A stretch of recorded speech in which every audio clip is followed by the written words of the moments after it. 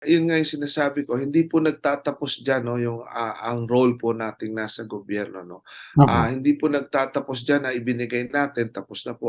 Ang sunod po na hamon nito actually, yung unang-una yung pagmo-monitor po na itong batas na ito ay ma-implement ng tama 'no.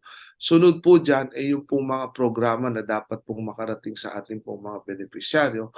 Unang-una po yung sinasabi ko, dapat po turuan natin sila ng kanilang yung pong meron po tayong mga programa tungkol po sa pautang at tungkol po sa pagbibigay ng kapital po sa kanila.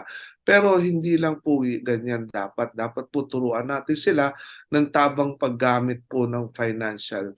Kumbaga, meron pong financial management at financial literacy, no? Dapat turuan natin sila sa tamang paggamit dito at na ito pong pera, ito pong perang nautang o ito pong kapital na ibinigay sa kanila ay gamitin po 'no sa pagsasaka at pagpapatas ng produksyon at hindi po sa ibang bagay 'no. Dapat po natin silang turuan ng financial management din 'no, kasi 'pag hindi po natin ito ginawa baka po ang mangyari parang yung nangyari ngayon, mababaon lang uli sa utang at magkakaroon na naman ng bailout yung gobyerno natin 'no sa Mhm. susunod 'no. So dapat po natin silang tutukan at turuan talaga nitong financial management na sinasabi ko.